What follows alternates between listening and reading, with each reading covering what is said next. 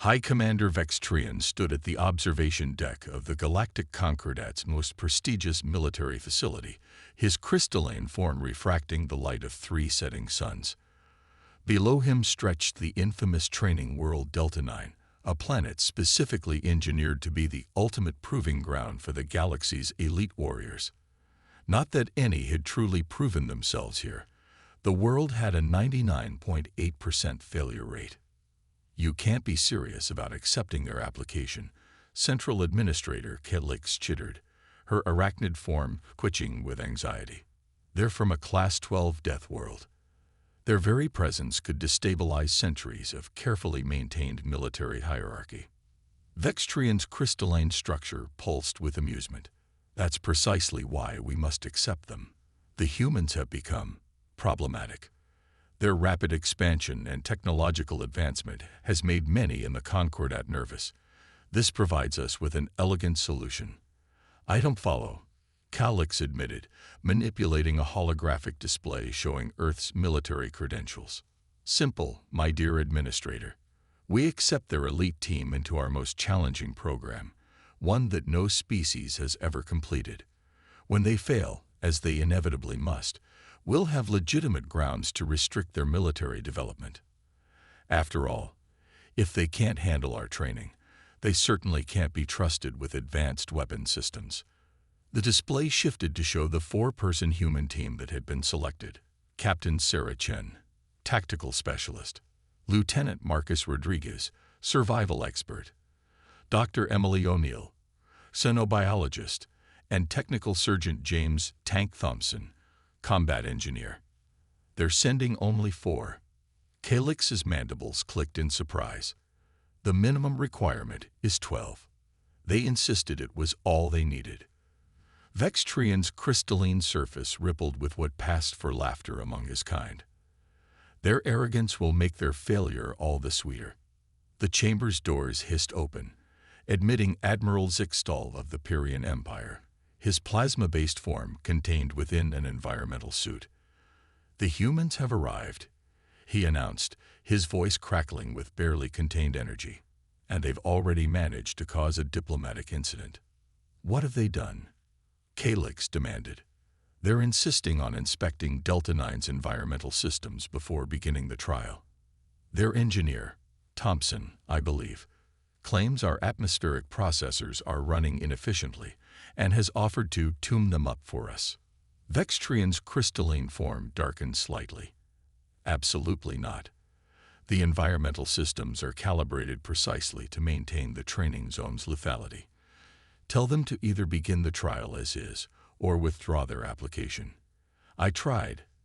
Zixtal's plasma form flickered with agitation. Their Captain Chen suggested, and I quote, "If you're worried we might improve things too much, we could handicap ourselves by fixing only half the systems." The sheer audacity. Calix began rapidly inputting data into her console. "This is unprecedented. No species has ever questioned the training world's design. They're supposed to be intimidated, not looking for ways to optimize it. Let them inspect the systems," Vextrian declared suddenly, surprising his colleagues. "In fact, let them attempt their improvements. It will make their inevitable failure even more devastating when they realize their human engineering is worthless against Delta 9's true challenges." The 3 alien officials watched as the human team's shuttle made its final approach to the training world's surface. Captain Chen's voice crackled over the comm system, somehow managing to sound both respectful and slightly amused. "Delta 9 Control, this is Earth Team Actual. Beginning our descent. By the way, we noticed your landing pad's gravitational stabilizers are out of alignment. Mind if we take a look at those too?" "Denied." Vextrian responded firmly, his crystalline form vibrating with irritation. "No problem," Chen replied cheerfully. "Tank, looks like we're doing this the fun way. Hit it." To the aliens' horror, the shuttle suddenly cut its main engines and began falling in what appeared to be an uncontrolled dive. Before they could sound the emergency alarms, the craft executed a series of precise maneuvers, using the planet's brutal atmospheric conditions to bleed off speed, before settling onto the landing pad with impossible gentleness. Now that, Chen's voice came through again, is how you stick a landing on a Class 12 world. When you grow up on Earth, this kind of gravity is practically a vacation. Teams ready to begin whenever you are control. Calix's legs were trembling slightly. They're insane. They must be insane. No, Vextrian replied, his voice unusually quiet. There's something far more dangerous. They're confident. His crystalline form pulsed with deep colors as he watched the humans begin unloading their equipment. Signal the other observers. Tell them training begins in 1 hour. And he paused. Double-check the emergency evacuation protocols. Something tells me we're going to need them, though I'm no longer certain whether they'll be for the humans or for us. On the surface below, Tank Thompson was already elbow-deep in an atmospheric processor's maintenance panel, whistling an ancient Earth tune called Another One Bites the Dust, while Dr. O'Neill collected samples of the supposedly toxic local flora with childlike enthusiasm. Lieutenant Rodriguez had somehow already constructed a makeshift barbecue from spare shuttle parts and was cooking what he called authentic Texas-style brisket, claiming that no survival exercise should start on an empty stomach. And Captain Chen, she stood at the edge of the landing pad, looking out over the lethal landscape of Delta 9 with an expression that made Vextrian's crystalline structure vibrate with unease. It wasn't fear she showed, nor even determination. It was the look of someone who had just been handed the most entertaining puzzle they'd seen in years. The wager had begun, but for the first time in his long career, Vextrian wondered if the Concordat had just made a terrible mistake in betting against the species that called Earth's deadly surface home. They're doing what? Administrator Calix's voice reached a pitch that made the observation deck's crystals vibrate. On the massive display before them, the human team was systematically dismantling what was supposed to be the first lethal challenge of Delta 9. The maze of perpetual darkness. The massive underground labyrinth had been designed to test psychological endurance through complete sensory deprivation and toxic gas exposure. Instead, Technical Sergeant Thompson was showing signs of actual enjoyment. This is beautiful engineering. Tank's voice came through the monitors, echoing in the darkness as he examined the maze's walls. Whoever designed these gas dispensers really knew their stuff. Hey Doc, come look at this bacterial culture they're using. Dr. O'Neill's headlamp bobbed as she joined him. Fascinating. The bioluminescent properties are similar to deep-sea creatures from Earth. Tank, if we modify your portable purifier, we could probably. Already on it, Thompson replied. The sound of tools clicking against metal filled the observation deck speakers. Captain, permission to repurpose these gas dispensers. Captain Chen's voice carried a hint of amusement. As long as you don't break the maze for the next candidates. Break it? Ma'am, I'm going to improve it. Admiral Zixtel's plasma form surged with agitation. This is unacceptable. The maze is meant to disorient and terrify, not serve as some sort of engineering playground. Vextrian raised a crystalline appendage for silence, studying the screens intently. Something about the humans' behavior wasn't adding up. Their casualness felt practiced, deliberate. Lieutenant Rodriguez's voice crackled through next. Tank, you got those dispensers ready. Because these spores are getting hungry, and I'd rather not use our backup plan. Backup plan. Vextrian's crystal structure darkened with concern. Almost there, Thompson replied. Doc, hit the switch on my mark.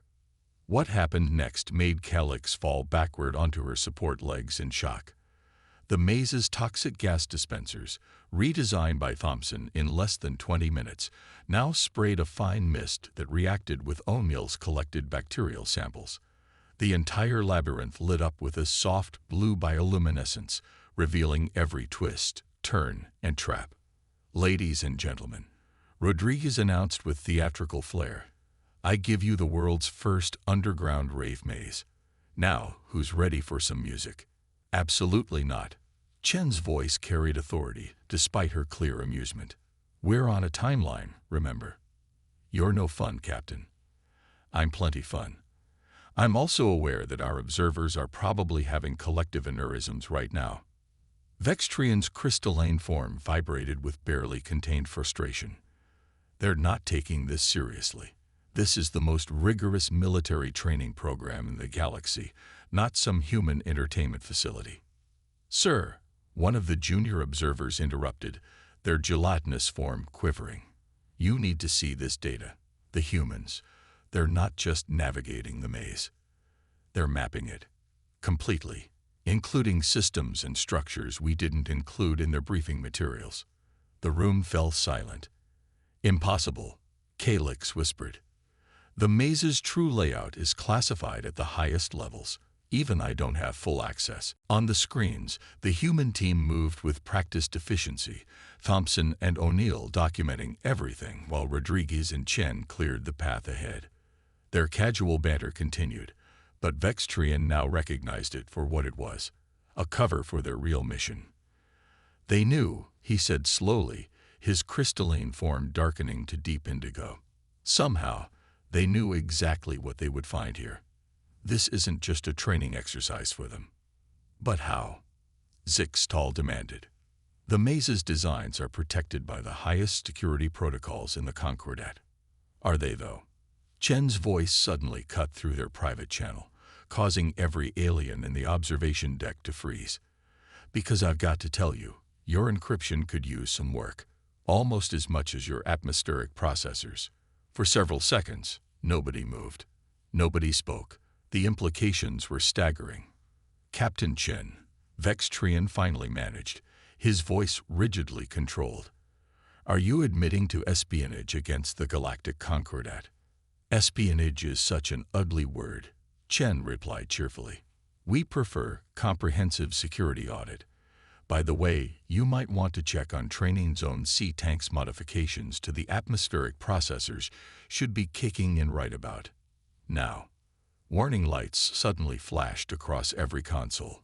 Training Zone C's environmental readings were transforming rapidly, its carefully calibrated lethal conditions shifting to something else entirely.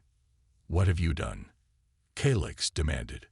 Created a viable habitat for carbon-based life forms. O'Neill's voice joined the conversation. You're welcome, by the way. The indigenous bacterial specimens you used for the toxic gas. Turns out they're sentient.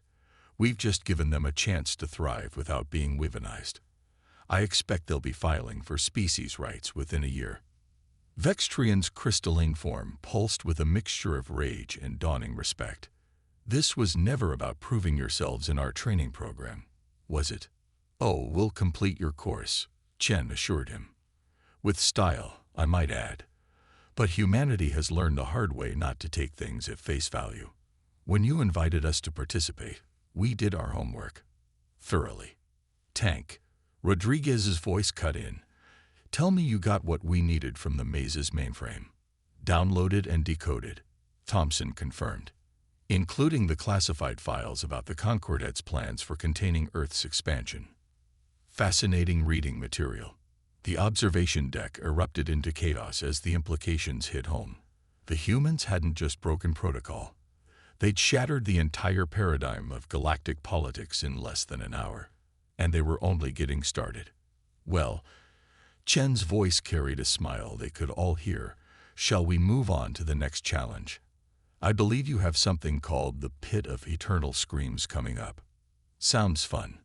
As the human team casually strolled out of the maze they'd just conquered and compromised, Vextrian realized the true scope of their miscalculation. They hadn't invited 4 human soldiers to attempt their training course. They'd unknowingly given Earth's most elite intelligence team unlimited access to the heart of Concordat military operations. And somehow, that wasn't even the most terrifying part. The most terrifying part was that they were genuinely enjoying themselves while doing it. The Pit of Eternal Screams lived up to its name, but not in the way the Concordat had intended. Rather than the anguished cries of struggling candidates, the vast chasm now echoed with the sound of human laughter. You've got to try this. Rodriguez's voice bounced off the crystalline walls as he used the pit's sonic resonance fields. designed to induce madness, to propel himself across the void. The acoustics are amazing. Dr. O'Neill, suspended from a makeshift research station she'd somehow anchored to the pit's wall, barely looked up from her instruments. The lieutenant has discovered what appears to be a naturally occurring sonic levitation phenomenon. Fascinating. The indigenous crystals amplify certain frequencies to create sustainable anti-gravitational effects. In the observation deck, now crowded with emergency response teams and frantic analysts, Admiral Zixel's plasma form was cycling through colors at an alarming rate. They're not even using safety equipment. Actually, Tank Thompson's voice cut in through their supposedly secure channel again. We're using your safety equipment. Those sonic dampeners you installed for maintenance crews. Terrific hardware. Just needed a little tweaking to turn them into personal flight systems. Stop doing that. Calyx snapped, all 8 legs twitching. This is a secure military channel. Is it though? Captain Chen's calm voice replied. She stood at the edge of the pit, consulting what appeared to be ancient paper maps, a sight that made the watching aliens deeply uncomfortable, who still used physical documents. Because I have to tell you, your communication security is about as robust as your environmental controls. Vextrian's crystalline form had settled into a deep, troubled purple. Captain Chen, I believe it's time we spoke plainly. You're not here for the training program. Oh, we're absolutely here for the training program. Chen corrected him. It's just not the only reason we're here. Tank, how's that analysis coming? Thompson, now hanging upside down as he examined one of the pit's crystal formations, gave a thumbs up. These babies aren't just for show, Captain. The entire facility is one big quantum computing network. Very clever, very illegal under about 6 different galactic treaties. The observation deck went deadly quiet. That's a baseless accusation, Calyx began, but Chen cut her off. Is it? Because Dr. O'Neill has just finished mapping the crystalline structure of this entire chamber, and I've got to tell you, this looks an awful lot like a quantum weapons development facility disguised as a training center. Rodriguez, what's your take on those resonance patterns? Definitely designed for more than just making candidates lose their lunch. Rodriguez called back, now casually walking up one of the pit's walls using modified sonic boots. The frequency patterns match known quantum torpedo signatures. Pretty sure this whole setup violates the Arcturus conventions. Vextrian's form had gone almost transparent, a sign of extreme distress among his species. How could you possibly know about the Arcturus conventions? Earth wasn't even contacted when they were signed. We have our sources, Chen replied mildly. Just like we had our sources about this facility. Did you really think humanity would just blindly send a team into your training program without doing due diligence? O'Neill's voice carried across the pit, still focused on her readings. Captain, you might want to see this. The quantum signature isn't just weapons grade. It's identical to the energy patterns we detected during the Proxima Centauri incident. The temperature in the observation deck seemed to drop several degrees. The Proxima Centauri incident, where an Earth colony had been mysteriously destroyed, had nearly triggered an interstellar war 6 months ago. Well, Chen said softly, isn't that interesting? This is outrageous. Zixtal's plasma form flared dangerously. You have no authority to conduct investigations here. This is a sovereign Concordat facility. Actually, Rodriguez chimed in, now examining something near the pit's bottom. According to the Galactic Charter's Section 47B, which Earth signed last year, any facility found to be in violation of the Arcturus Conventions is subject to immediate inspection by all signatory species. And would you look at that? Earth is a signatory species. When? Calyx demanded. How? Remember that minor trade agreement you signed with our Australian delegation last month? Chen's smile was audible. You should really read the fine print, especially the subsections about military oversight and inspection rights. Tank Thompson had finished his examination of the crystal networks. Captain, I've got everything we need. including some very interesting data about who actually ordered the Proxima Centauri strike. Excellent work, everyone. Chen's voice turned serious. Now, I believe we still have several more challenges to complete in this training course. Shall we continue? Unless, of course, our hosts would prefer to discuss these findings with the Galactic Security Council. The silence in the observation deck was deafening. You planned this entire operation, Vextrian finally said, his voice carrying a mix of horror and admiration. The training application, the inspection requests, the seemingly random modifications to our systems. We learned from the best, Chen replied. Your own training materials emphasize the importance of misdirection and using your opponent's assumptions against them. We just applied those lessons more creatively than you expected. The whole time, Calyx whispered, while we were watching you tackle our challenges. We were completing our real mission. Rodriguez finished, now back at the pit's edge and brushing crystal dust off his uniform. But don't sell yourselves short. This really is an excellent training facility. Once you remove the illegal weapons research, of course. Speaking of which, O'Neill added, beginning to pack up her equipment, I've taken the liberty of transmitting our findings to both Earth Command and the Galactic Security Council. Just in case anyone was thinking about, I don't know, attempting to delete any incriminating data. Several alien technicians quickly pulled their appendages away from their consoles. Now then, Chen said brightly, I believe the chambers of molecular decomposition are next on the agenda. Tank's been particularly excited about those. Something about wanting to reverse engineer the particle acceleration systems. As the human team prepared to move to the next challenge, Vextrian found himself facing an uncomfortable truth. The greatest test in the galaxy's most demanding training facility wasn't being faced by the candidates. It was being faced by those who had designed it. And they were failing spectacularly. The chambers of molecular decomposition were considered the Concordat's ultimate achievement in containment technology. The massive hexagonal rooms could break down any known form of matter into its constituent atoms, a failsafe meant to handle the galaxy's most dangerous beings. Currently, they were being used as an impromptu chemistry lab. The particle acceleration matrix is fascinating, Dr. O'Neill said, carefully collecting samples while Tank Thompson recalibrated the chamber's controls. It's almost identical to the natural defense mechanisms of the pistol shrimp from Earth's oceans. In the observation deck, now filled with grim-faced Concordat officials and emergency response teams, Admiral Zixtel's plasma form pulsed erratically. They're supposed to be fighting for survival, not conducting research. With all due respect, Admiral, Captain Chen's voice came through crystal clear on their supposedly locked-down systems. Survival and research have always gone hand in hand for humanity. How do you think we managed to survive on Earth? By being impossibly stubborn, Calyx muttered. That too, Rodriguez agreed cheerfully, setting up what appeared to be a portable kitchen near one of the decomposition fields. But mainly by understanding our environment. Speaking of which, Tank, how are those modifications coming?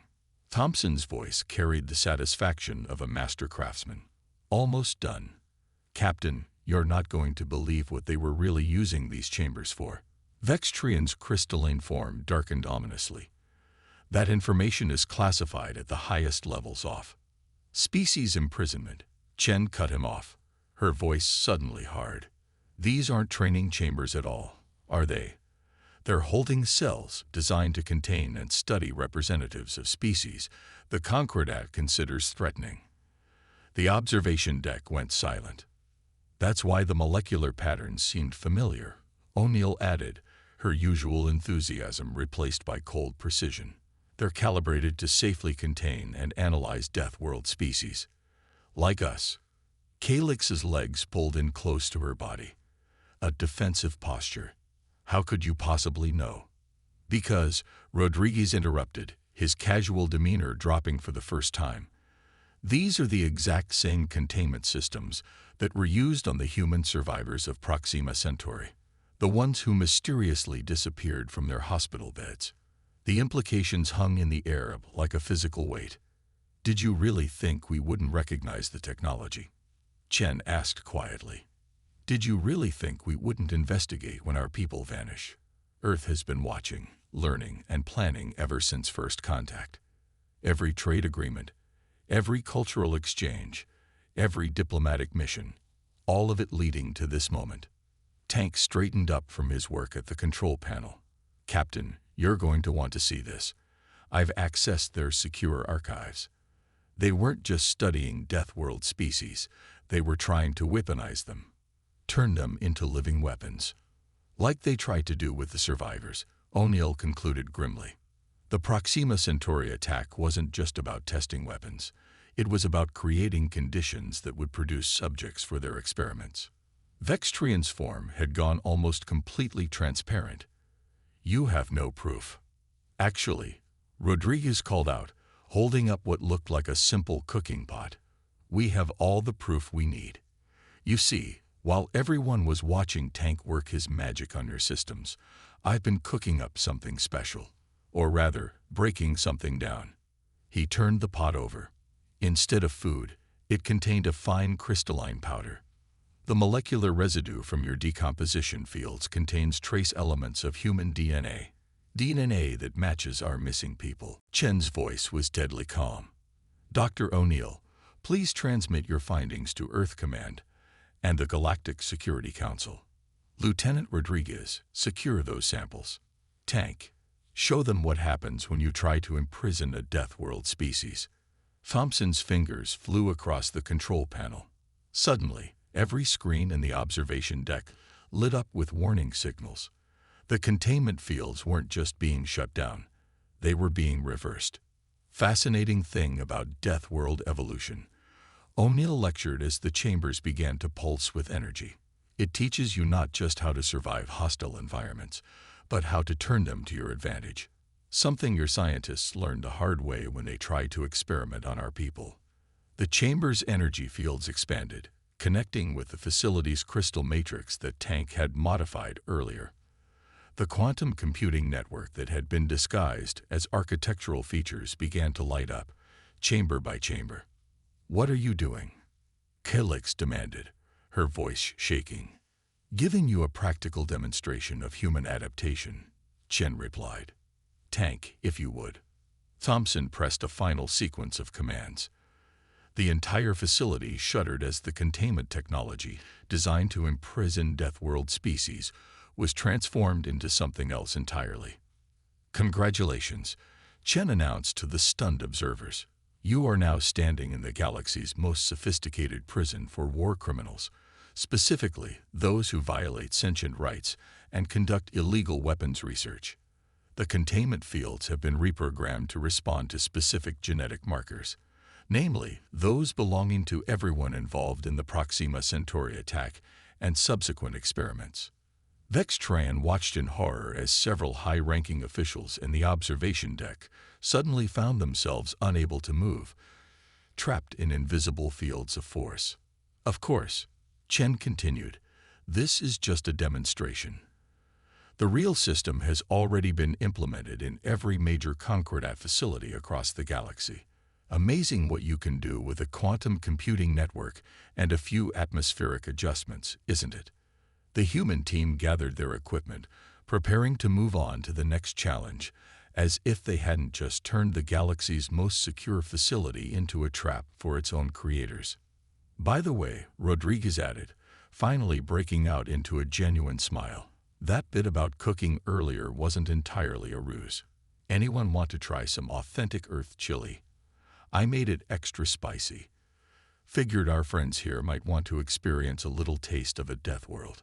As several of the non-detained aliens backed away in horror, Captain Chen's voice carried a note of satisfaction.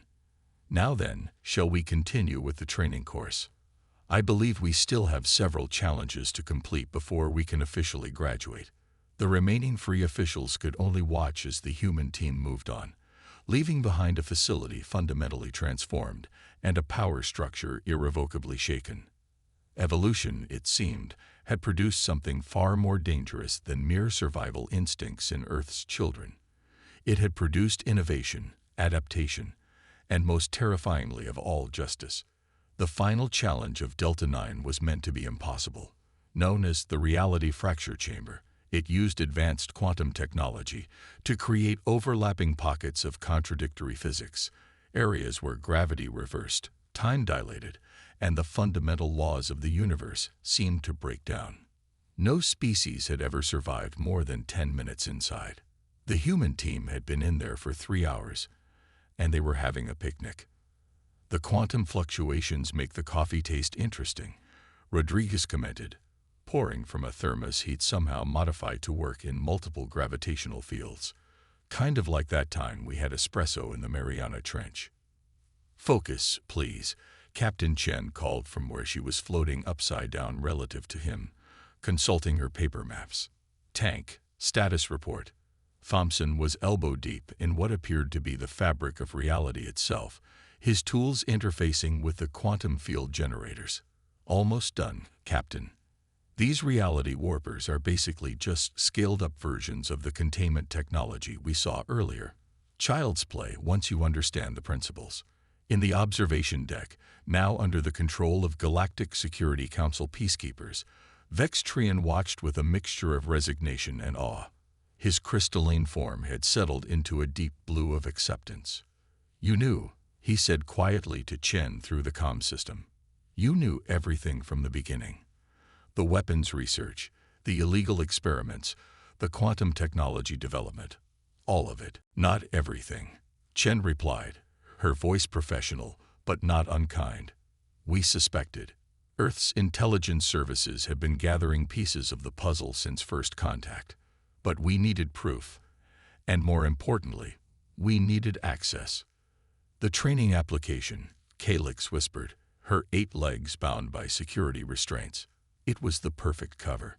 No one would question humans trying to prove themselves, even if they behaved unusually.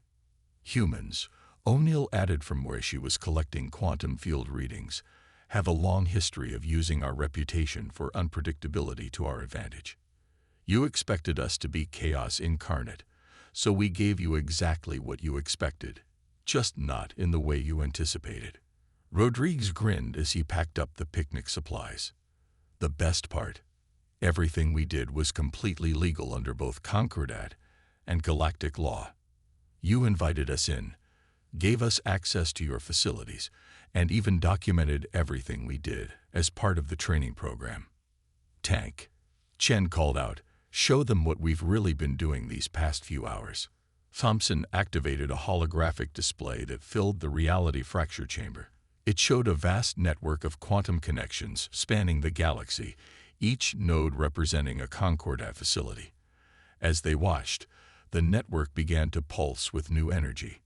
"Ladies, gentlemen, and beings of all specifications," Thompson announced with professional pride, "I present to you the galaxy's first truly universal quantum communications network. Open source, unhackable, and free for all species to use." The implications hit the watching aliens like a physical blow. You've transformed our weapons research network into a public communications system." Zixtal's plasma form flickered in shock. "The quantum technology you developed was brilliant," Chen acknowledged. "It just needed to be repurposed for something more constructive than weapons and imprisonment. Dr. O'Neill, would you like to explain the benefits?" The xenobiologist smiled as she pulled up her data. "The network allows for instantaneous communication across vast distances, making interstellar cooperation not just possible but easy. It also has built-in safeguards against military applications. Any attempt to use it for weapons development automatically triggers a shutdown and alert to the Galactic Security Council." "But more importantly," Rodriguez added, his usual levity replaced by seriousness, "it creates transparency. No more secret weapons programs, no more disappeared species, no more hidden agendas." "Which brings us to the real reason we're here," Chen said, finally floating down to stand on the same plane as Vextrian. "Earth would like to propose a new kind of partnership with the Concordat, not as subjects to be studied or threats to be contained, but as equals working toward a better galaxy." She pulled out a data crystal and handed it to them. This contains evidence of everything we've discovered, along with a proposal for restructuring the Concordat under Galactic Security Council oversight. You'll find it's quite generous, all things considered. And if we refuse? Calix asked quietly. Then the evidence of your illegal activities goes public, Thompson replied, closing up his toolkit. But we're hoping it doesn't come to that. Earth believes in second chances. We just also believe in taking precautions. Speaking of which, O'Neill added, the reality fracture chambers technology has some fascinating applications for environmental restoration. We've already drawn up plans to use it to heal the damage at Proxima Centauri. Consider it a gesture of good faith. Vextrian studied the data crystal in his crystalline appendage. You could have simply exposed our activities. Instead, you chose this elaborate operation. Why? Chen's expression softened slightly. Because real change doesn't come from destruction. It comes from transformation. Every challenge you threw at us, we didn't just overcome it. We improved it. That's the human way. Also, Rodriguez added with a grin, this was way more fun than a simple expose. So, Chen said, addressing not just the observation deck, but all the officials now watching through the quantum network, shall we begin discussions about humanity's graduation from your training program? I believe we've completed all the challenges, with some bonus improvements thrown in for free. As the reality fracture chamber powered down around them, returning to normal spacetime, the human team gathered their equipment with the same casual efficiency they'd shown throughout their mission. They had come to the galaxy's deadliest training facility and turned it into something entirely new, not through overwhelming force or advanced technology, but through the uniquely human combination of ingenuity, adaptability, and an unfailing ability to find hope in transformation. One last thing, Chen announced as they prepared to leave. We took the liberty of scheduling the facility's first class of new trainees, representatives from every species in the galaxy, learning together in a true cooperative environment. They arrive next week. She smiled at the stunned aliens. Don't worry, we'll help you with the curriculum. After all, it seems humanity has a certain expertise in turning impossible challenges into opportunities for growth. As the human team departed Delta 9, leaving behind a facility transformed and a galaxy forever changed, Vextrian's crystalline form shifted to a color never before seen in his species, a brilliant, hopeful gold. Perhaps, he realized, this was what evolution had been working toward all along, not the creation of the strongest or most ruthless species, but the emergence of one capable of turning any obstacle into a bridge, any weapon into a tool, any enemy into a potential ally. Humanity hadn't just survived their deadliest training course. They had evolved it into something entirely new. And in doing so, they had evolved the galaxy with it.